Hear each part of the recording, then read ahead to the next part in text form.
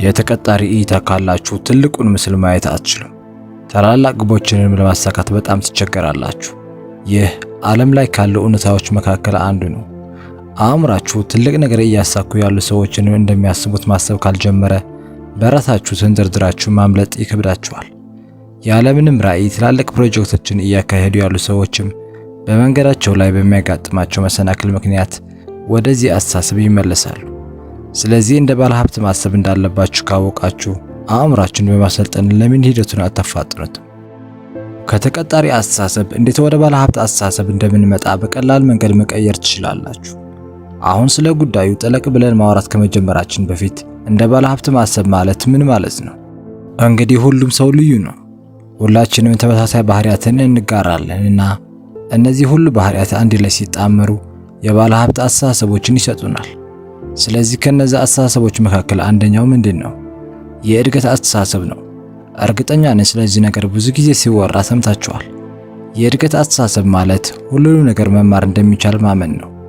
በተጨማሪም ክህሎቶችን ለማግኘትና ለማዳበር ምንም አይነት እንቅፋቶችን እንደማይኖሩ ነው። ስለዚህም ጉዳይ ጠለቅ ብለን ስናይ የእድገት አስተሳሰብ ማለት ችሎታዎችን ብቻ ማዳበር አይደለም፣ የሚቻለውን ማወቅና እዚያ ቦታ ላይ የምትፈልጉትን ሁሉ ለማግኘት የሚያስችል መንገድ እንዳለ ማመን ነው። እናው እንደዚህ አይነት አስተሳሰብ ሲኖራችሁ አመለካከታችሁ መለወጥ ይጀምራል። ለምሳሌ የተዋጣለት ሬስቶራንት ለመክፈት ሼፍ መሆን እንደሚያስፈልጋችሁ ትረዳላችሁ። ሬስቶራንታችሁ ገበያ እንዲኖረው በሚሊዮኖች የሚቆጠር ገንዘብ ማውጣት እንደሌለባችሁ ትረዳላችሁ። በተጨማሪም ቢዝነስ ለመክፈት ግዴታ ማስተርስ እና ዲግሪ እንደሚያስፈልጋችሁ ትረዳላችሁ። ይልቁንስ የምክንያትና የውጤት ጉዳይ ይሆናል። ትልቅ ውጤት እስክታገኙ ድረስ መሬቱን መቆፈር አለማቆም ነው። ልክ ማይክል አንጀሎ እንደተናገረው እያንዳንዱ ድንጋይ በውስጡ ሐውልት አለው። እናም ከድንጋይ ውስጥ ሐውልትን የማውጣት ሥራ የባለ ቅርጻ ቅርጽ ባለሙያው ነው። እናም ይህ ጥቅስ የእድገት አስተሳሰብ መኖር ምን ማለት እንደሆነ በትክክል ይገልጻል። በመንገዳችሁ ላይ አንድ ትልቅ ነገር እንደሚከሰት በእውነት ካመናችሁ ያንን ነገር ለማግኘት መንገድ እስክታገኙ ድረስ የጊዜ ጉዳይ ብቻ ነው። ይህ አስተሳሰብ በቃ ለኔ ይህ ይበቃኛል ከሚሉ ሰዎች በእጥፍና ከዛ በላይ ርቃችሁ እንድትሄዱ ያደርጋችኋል። እሺ ታዲያ ይህ የእድገት አስተሳሰብ በእውነተኛው ሁኔታ ሲታይ ምን ይመስላል? አሁን ለምሳሌ አንድ ነገር ለአንድ ሰው መሸጥ ከቻላችሁ ለ1 ሚሊዮን ሰዎች ያንን ነገር የምትሸጡበት መንገድ አለ ማለት ነው። 1 ኪሎ መቀነስ ከቻላችሁ ይህም ማለት እናንተ የምትመኙትን የሰውነት ቅርጽ ማግኘት ትችላላችሁ ማለት ነው። አንድ ሰው ለማሳቅ ከቻላችሁ ሙሉውን ህዝብ የምታስቁበት መንገድ አለ ማለት ነው። ስለዚህ ነገሩ በጣም ቀላል ነው። ነገሮችን አስፍቶ ማየትን ይጠይቃል። እንደምትመለከቱት ከሆነ ሁሉም ሰው የሚጀምረው በዛ የመጀመሪያ ትንሽ እርምጃ ነው እና ያንን እርምጃ ከወሰዳችሁ በኋላ ከዛ የበለጡ ነገሮችን ለማግኘት ብዙ አማራጭ መንገዶችን እንዳሉ ትገነዘባላችሁ። አሁን ደግሞ ባለሀብቶችን ውስጥ ሁል ጊዜ የምታዩትን ባህሪ አለ። እሱም ንቁ መሆን ነው። አሁን ንቁ መሆን ማለት ምን ማለት ነው ካለን ለአንድ ነገር ምላሽ ለመስጠት ብለን ያ ነገር እስኪፈጠር ድረስ ቁጭ ብለን አለመጠበቅ ማለት ነው። በምላሹም የሆነ ነገር እንዲፈጠር የምታደርጉት እናንተ ትሆናላችሁ። በዚህ መንገድ ሁሉም ሰው ለእናንተ ምላሽ እንዲሰጥ ታደርጋላችሁ ማለት ነው። እናንተ ምላሽ ከመጠበቅ ወደ ሰዎችን ለእናንተ ምላሽ እንዲሰጡ መቀየር ማለት ነው። አብዛኛው ጊዜ እንደምንመለከተው ከሆነ ለነገሮች ቶሎ ምላሽ የሚሰጡ ሰዎች ይሸነፋሉ። የክብደት መቀነስ መሰረታዊ ምሳሌ እንውሰድ። በ3 ወር ውስጥ በድንገት የሚመጣ ክስተት ካጋጠማችሁ፣ ለምሳሌ ያህል በጣም የቅርብ ሰው ሊያገባ ነው እንበል። እናም በዛም ሰርግ ላይ የተሻለ ለመምሰል አንድ ነገር ማድረግ እንዳለባችሁ ትገነዘባላችሁ። እናንተም ያልጠበቃችሁት ክስተት ተፈጥሯል። በምላሹም እናንተ የሆነ ነገር ማድረግ እንዳለባችሁ አእምራችሁ ላይ ይመጣል። ስለዚህም የተስተካከለ አቋም እንዲኖራችሁ ትፈጥራላችሁ። ነገር ግን በጣም ከባድና አሰልቺ ይሆናል። ተሳክቶላችሁ ኪሎ መቀነስ ቻላችሁ ብለን እንያዝ። ከጥቂት ጊዜ በኋላ ወይም ደግሞ ያ ክስተት ከተፈጠረ በኋላ መልሳችሁ መወፈራችሁ አይቀርም። ምክንያቱም ደግሞ ነገሩን እየተቆጣጠራችሁት ስላልሆነ ነው። በድንገት ሰርግ እንደመጣባችሁ ልብ ስትሉ መክሳት እንዳለባችሁና በጥሩ አቋም መገኘት እንደነበረባችሁ ልብ አላችሁ። ሰርጉ ባይኖር ኖሮ ኪሎ ለመቀነስ እያሰባችሁ እንዳልነበር ያስታውቃል። ለነገሮች ብቻ ምላሽ ለመስጠት ብላችሁ ነው። ይህ ማለት ተነሳሽነታችሁ ከተሳሳተ ቦታ ነው የመነጨ ማለት ነው። በሌላኛው በኩል ግን ንቁ ስትሆኑ ጤናማ መሆን ህይወታችሁን የምትመሩበት ብቸኛው መንገድ እንደሆነና ያልታሰቡ ክስተቶች እናንተን እንደሚያስደነግጧችሁ ያሳያል። አሁን ለምሳሌ አንድ ሰው ስራ አለው ልበል እና እንዳለመታደል ሆኖ ከዛ ስራ ቦታ ተባረረ።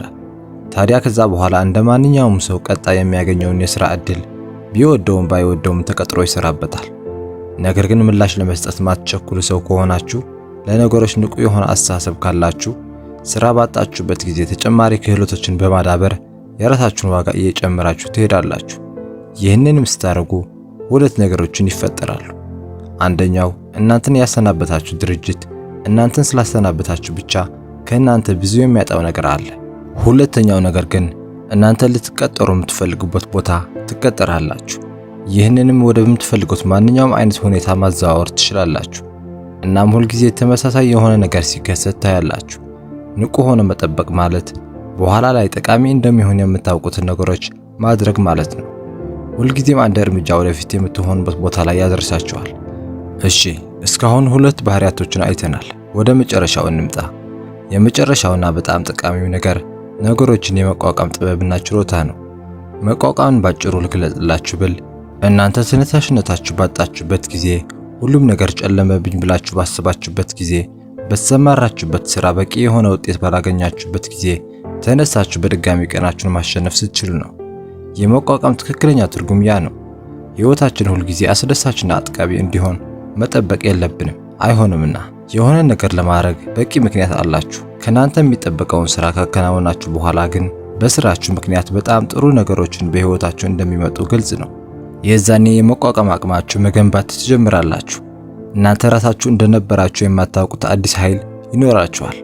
አሁን እነዚህ ሶስት ዋና ዋና ባህሪያት በዓለማችን ላይ ያሉ ባለሀብቶች የሚጋሩት ባህሪያቶች ናቸው። ከዚህ በላይ በጣም ብዙ ነጥቦች አሉ፣ ግን ለአሁኑ በእነዚህ ላይ ብቻ እናተኩር።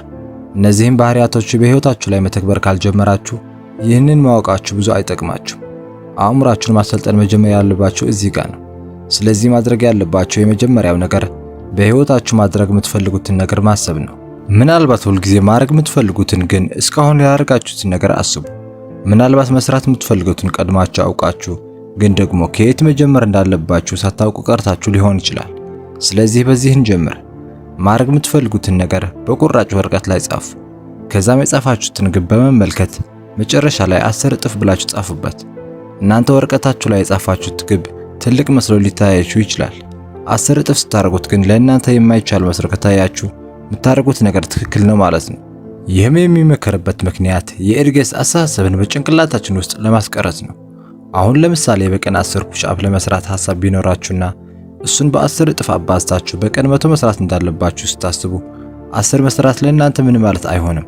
ስታስቡት ለእናንተ መጀመሪያ ከባድ መስሎ የታያችሁ ነገር አሁን ካስቀመጣችሁት ግብ አንጻር በጣም ትንሽ መስሎ ይታያችኋል። ይህንም ተግባር ላይ በመዋል አእምሯችሁን ቀስ በቀስ ወደ እድገት አስተሳሰብ ከፍ ማድረግ ትችላላችሁ። እስካሁን የተነጋገርናቸው ነገሮች እንዳለ ቀላል ቢሆኑም ጊዜን ይጠይቃሉ። ስለዚህ ትዕግስተኛ በመሆን አስተሳሰባችሁ ላይ ጠንክራችሁ ስሩ። ቪዲዮውን ከወደዳችሁት ስክሪን ላይ ያለው ቪዲዮ ክሊክ በማድረግ ማየት ትችላላችሁ።